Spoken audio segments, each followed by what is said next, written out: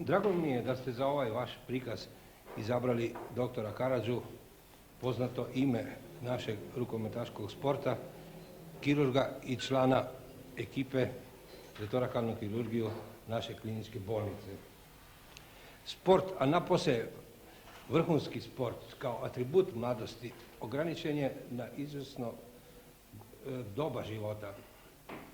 Nakon toga, pred mnoge vrhunske sportaše postavlja se problem egzistencije i daljeg usavršavanja u svojoj struci. Budući da su veći dio svoga radnog kapaciteta u mladosti upotrebili za treninge i sport, vrlo često su ostajali bez nekih kvalifikacija, a neki su čak smatrali da bi u tom periodu trebali se materijalno obezbediti za čitav život.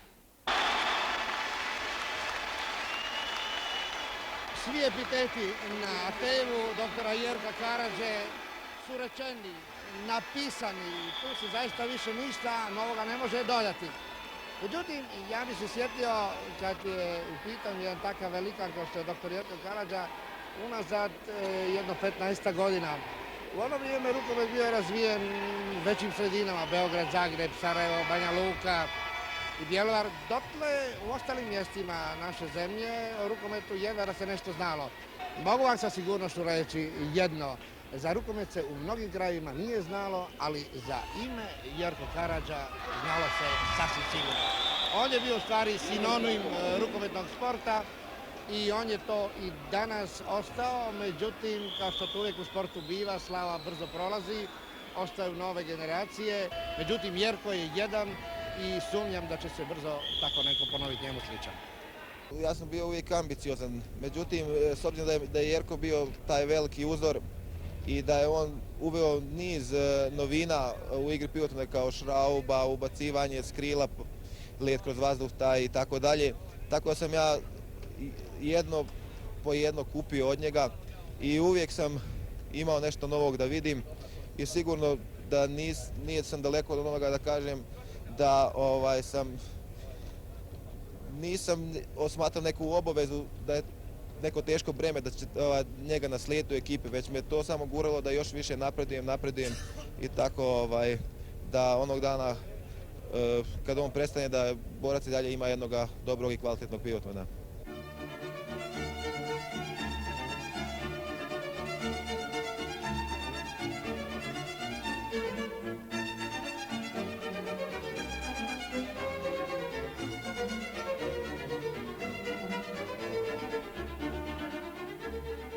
Sport pruža jednu mogućnost koju nigdje u životu nemaš.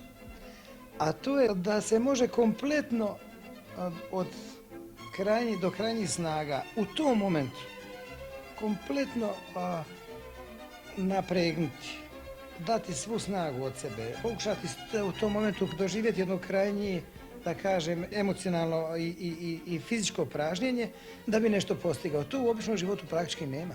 U sportu ima situacija, odnosno redovita situacija takva gdje on mora, gdje se može isprazniti u momentu. U stvari pravi sportista bi trebao biti i ono što ja podrazumijem pod pravim čovjekom, a to je da mu ono s čim se bavi nije fasada, da to nije, da kažem, jedna politika u malom da bi on nešto postigao, nego da se on sav posveti, da se on kompletnim svojim bićem investira, da kažem, kompletno uđe i sve da od sebe da bi napravio ono čemu teži.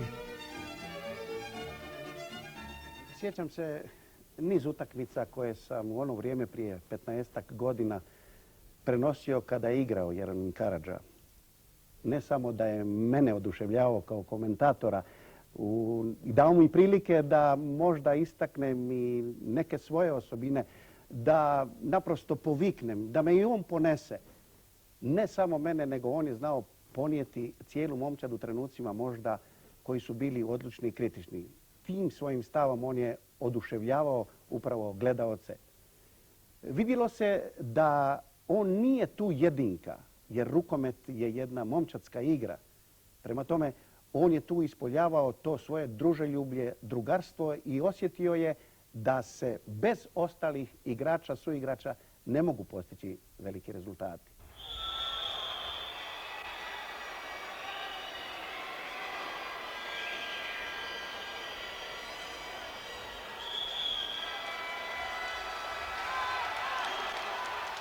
tadašnja generacija igrača među koju sam ja dospio, to su bili sve, bar evo i objektivno su bili u stvari poznati, rutinirani igrači. Ja sam bio dečko koji je bio sretan da se uopće pojavio, da ima priliku da nosi grb i na treningu, a kamoli na jednoj pravoj utakmici, tako da mi itekako sam bio sretan što sam tu.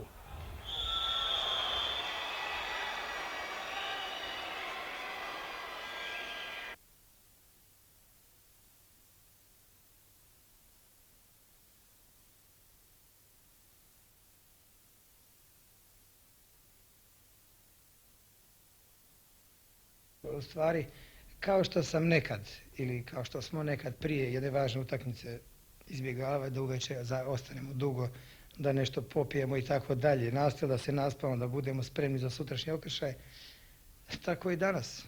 Ako sutra predstoji, pogotovo ako predstoji jedna ozbiljnija operacija, također moram računati s tim da budem naspavan, da se pripremim, da razmislim o tome kako se situacija može odvijati, da o tome pročitam nešto i tako. Tako da to ima svoje sličnosti, to je sigurno.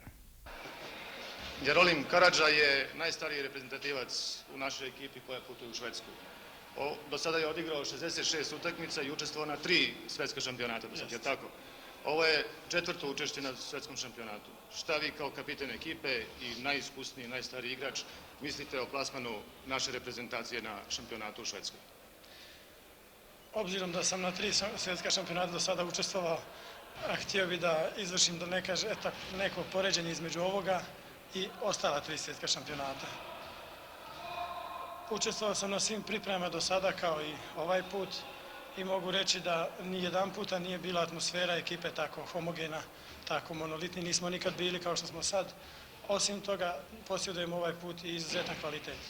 Tako da se ja nadam da ćemo ovaj put postići uspjeh bolji nego do sada. Nadate se medalji, znači?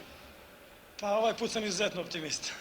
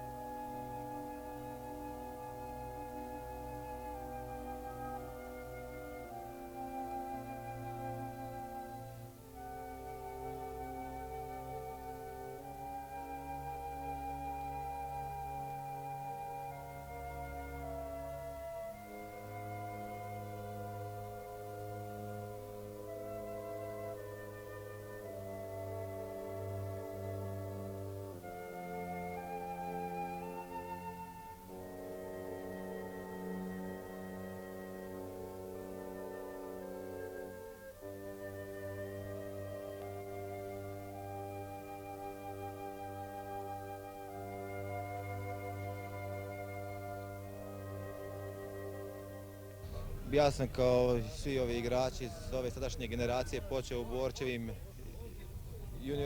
iz Borčeve juniorske škole i onda smo prije utakmice ili smo igrali predigre, a poslije navijali za starije. Tako da sam ja i mislio da pivot men se igra na kako ga Jerko igra.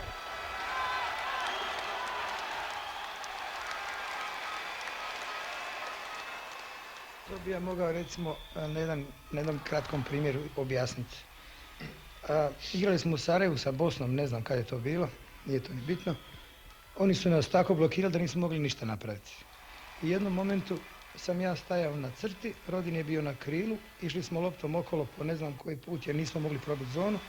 Onda pogledali smo se međusobno i on je jednostavno gurnuo loptu u prostor.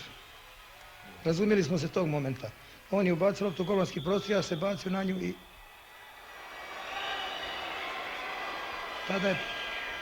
to je bio početak u stvari jednog šuta koji je kasnije razražen i kojim se danas služe praktički sve ekipe u zemlji.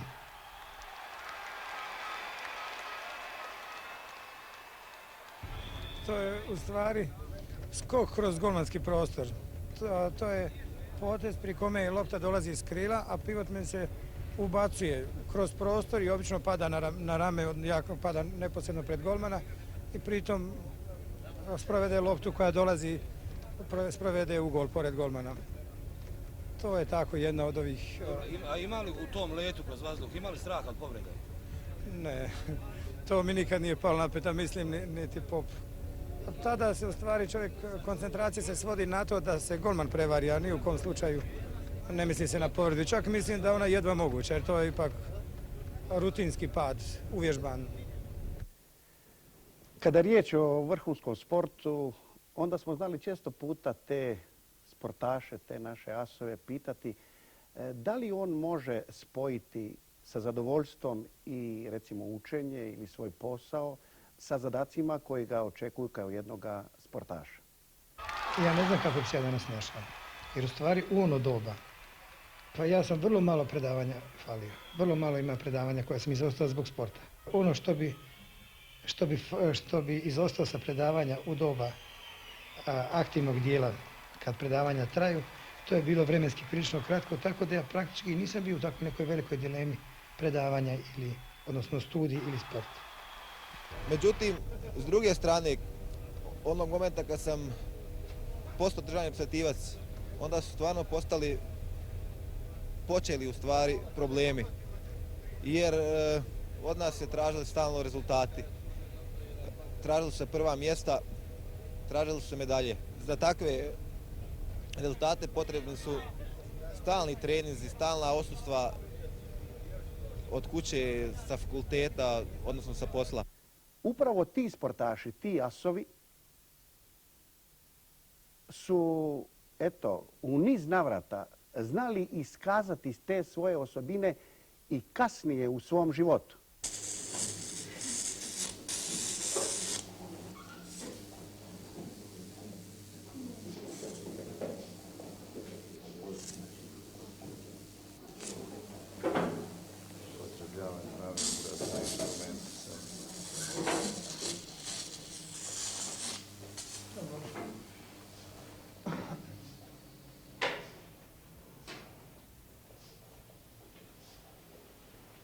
Uspjeh u sportu u stvari ne garantira uspjeh u drugim područjima života.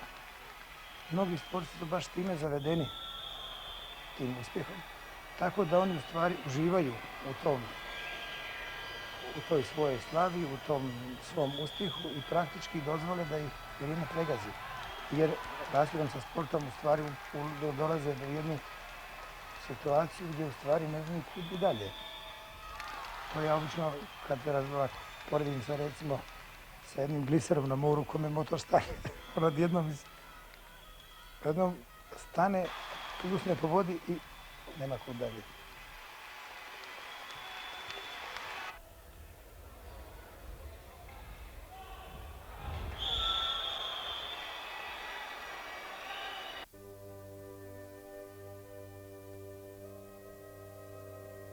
Kod onih vrsta sportista koji svoj uspjeh u sportu temelje i na radu, tih je veći dio naravno, njima sigurno sport omogućava uspjeh u daljem radu njihovom.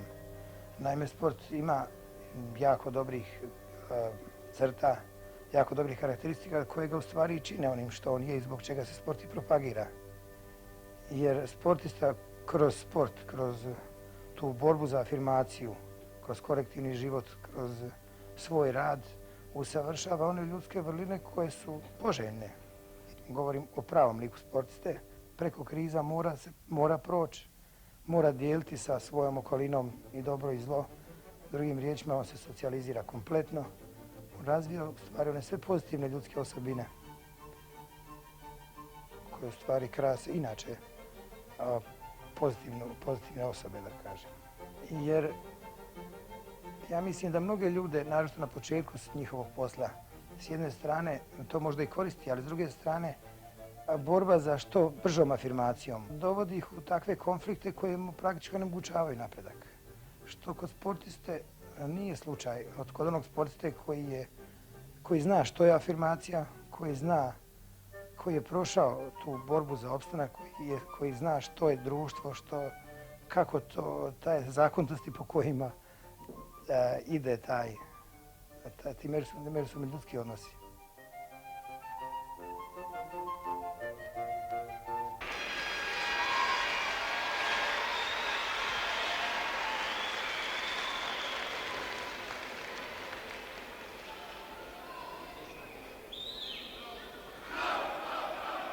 U stvari ja sam i postao taj vrhunski sportista već kao student medicine. I pomalo i zahvaljujući toj budućoj profesiji koja nameće razmišljanje malo ne samo o sportu nego i o životu uopće, ja sam dosta razmišljao o tom, u perspektivi i o tome što dalje. I došao sam do zaključka i mislim da sam bio u pravu da je sport lakše napustiti onda kada je čovjek preokupiran sa svojom profesijom koja nailazi, u kojoj se dalje otvaraju nove perspektive. Tako da čovjek u stvari postane star za jedno, a s druge strane stoji na pragu jednog drugog dijela života koji nije ništa manje niti uzbudljiv, niti da manje nešto do zadovoljstva pruža nego što je to bio ovaj sportski dio.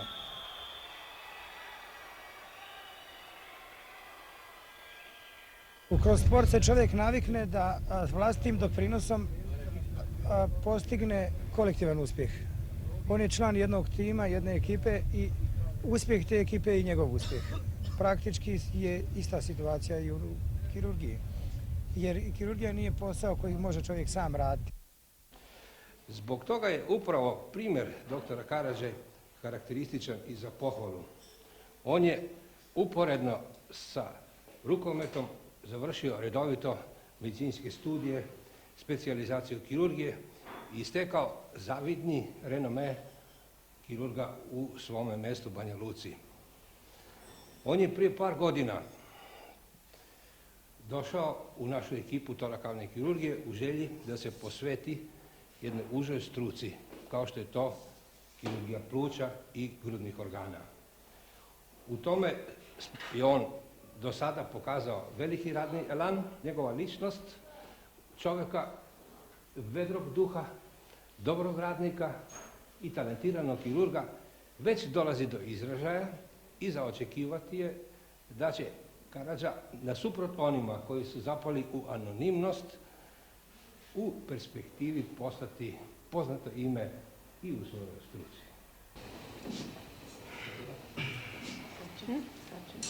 Si ga odrezao? Ne, sad ide bronhvan. Odnosno, režanje ide van. Škare. Samo da vidimo onu stranu gdje je vena. Vena dolje. Dobro. Preparat. Pusti radno. Vrlo slabo, ali vidim. Dobro, sve u redu. Malo samo. Ne otkrijemo.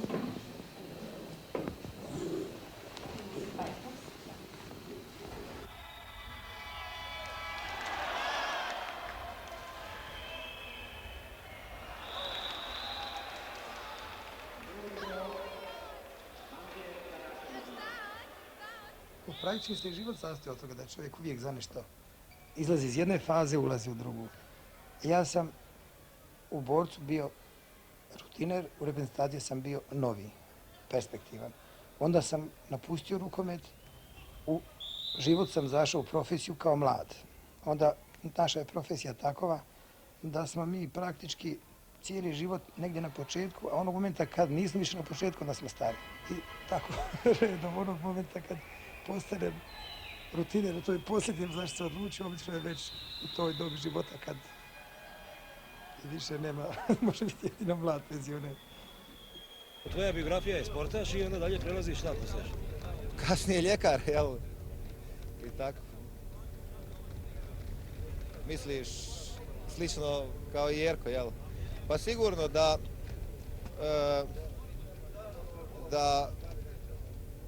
tako da sam ja upisao medicinu ne, ko što neko kaže, zbog Jerke Karadže ili da bi, što kod nas često pričaju, da onaj treći pivot koji bi mene trebao naslijediti, treba i on da upiše medicinu ako misli bi dobar pivot. Ne, međutim, sigurno da u toku tih putovanja, u toku tih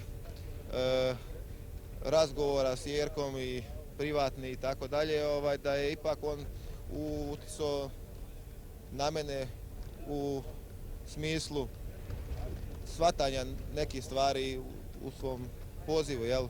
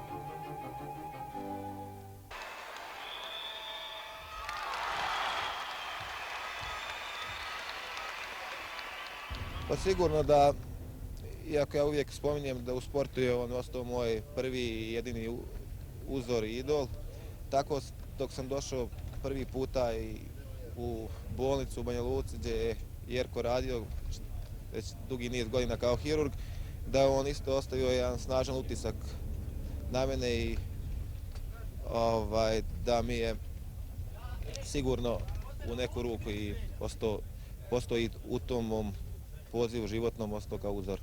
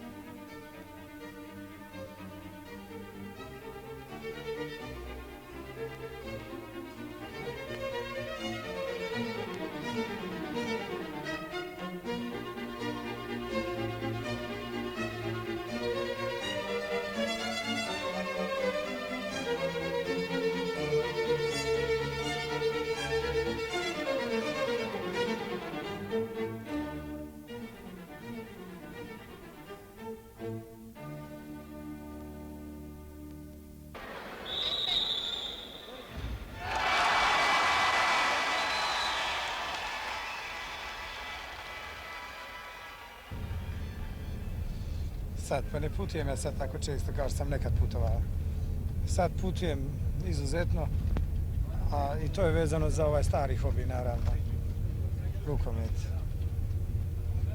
Rukomet je bio i ostao moj taj hobi koga se i nemam namjeru riješiti. I ja ću i dalje koliko bude mi posao dozvoljavao. Mislim da je najbolji pivotmen na liniji koji je jugoslavenski rukomet dao do sada. Bolji od Popa i od ostalih koji su se do danas pojavili.